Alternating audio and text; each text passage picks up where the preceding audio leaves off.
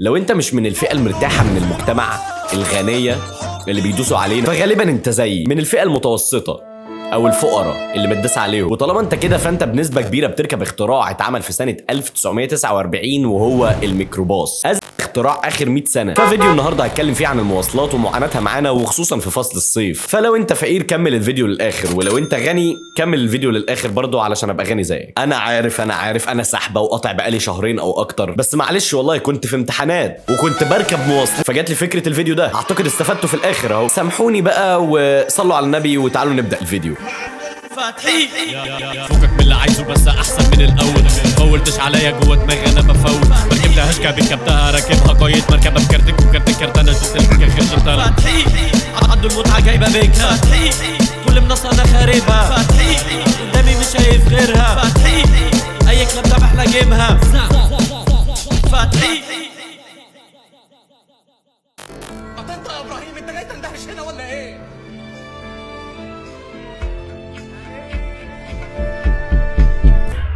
علشان تركب سواء ميكروباص او اتوبيس انت مضطر تعدي برحله متعبه فشخ، مليانه مخاطر وجبال وهضاب وديابه وكلاب او المواقف، واشهرهم طبعا الغني عن التعريف موقف السلام. موقف السلام دوت من اكتر الاماكن الغريبه اللي ممكن تدخلها في حياتك. لو دخلت الصبح هتطلع بالليل، ولو دخلت بالليل هتطلع بالليل برضه بس تاني يوم. هو ثقب باسود ابن كلب. في عالم من وكاله البلح اسمه وسام حسن في سنه 1999 قرر ان هو يروح يدرسه. بيقولوا انه ما طلعش لحد دلوقتي علشان الاكل بتاعه خلص، فقرر يشتري من هناك سندوتش كبده. المشكله انك لو عايز تروح اي حته لازم تركب للسلام. يعني اعتقد لو اتعمل كاس عالم في مصر والجماهير عايزه تروح استاد في حلايب لازم تركب لموقف السلام الاول، ومن هناك هتحول لحلايب. معرفش ليه الشباب لما بيجوا يعملوا هجره غير شرعيه بيركبوا مركب، مع انهم عادي ممكن يركبوا من موقف السلام. اكيد في واحد هناك بيحمل فيصل روما وغالبا ب 28 جنيه، بس الاهم من كل دوت ان هو شرعي يعني. الا بقى لو ركبت الميكروباص اللي شبه كشك العيش ده هتركبه هتضطر تشتم بالفاظ مش موجوده في القاموس اصلا، فساعتها ما اعتقدش ان هو هيبقى شرعي. فتحي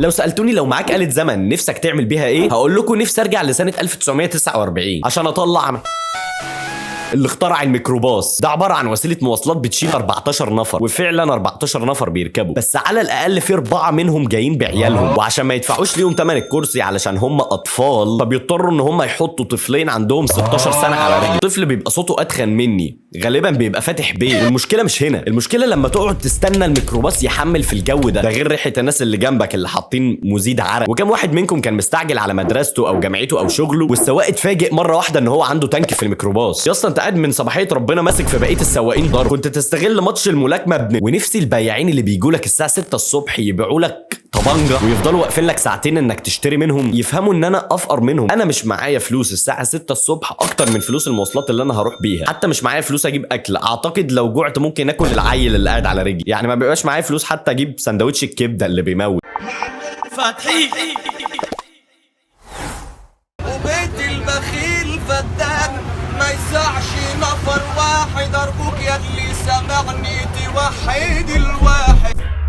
اكيد كلنا عدى علينا القطر الازرق ده في يوم. البتاع اللي قدامكم دوت بتركبوه الساعه 6 الصبح بيوصلكوا الساعه 10 علشان بيعدي على مصر كلها، وتلاقي منه في كل حته بتروحها. لو ماشي في الصحراء هتلاقيه، لو في المدن هتلاقيه، لو في التلج هتلاقيه، وبيروح بجد في اماكن غريبه فشخ. ونفسي افهم بقى ايه حوار الارقام ده، ليه كل واحد منهم مع انهم بيروحوا نفس الاماكن متميز برقم؟ يعني قبل كده كنت عايز اروح روكسي فقالوا لي اركب اتوبيس 64، ركبت 64 ونزلت لقيت هناك 131 بيوصل روكسي برضه، وانا مروح ركبت 666 رقم عاشر اصلا. فانا بجد مش فاهم المسميات ديت، اللي يعرف يقول لي تحت في الكومنتس. وغالبا لو انت هتركب الاتوبيس دوت فانت غالبا هتبقى واقف علشان انت مستحيل تقعد. لو راكبه 6 الصبح او راكبه 10 بالليل برضه هتبقى واقف. انا مش فاهم اصلا اللي بيبقوا قاعدين دولت بيبقوا قاعدين ازاي او قعدوا امتى اصلا. ممكن يكون بالحجز وانا ما اعرفش. فتحي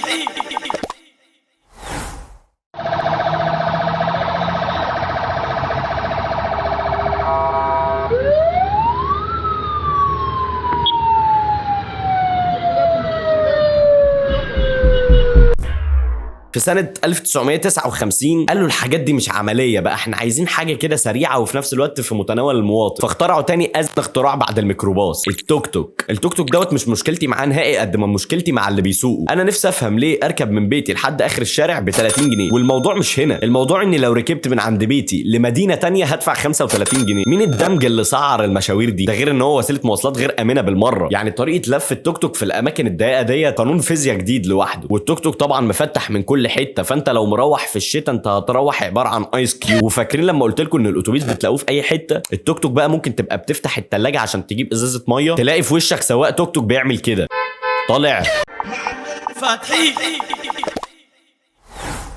اما المترو بقى فتحي.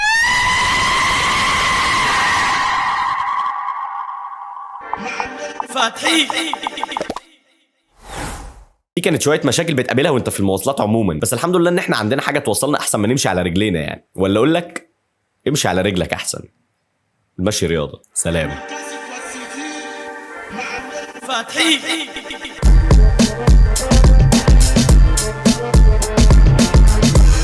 فتحي.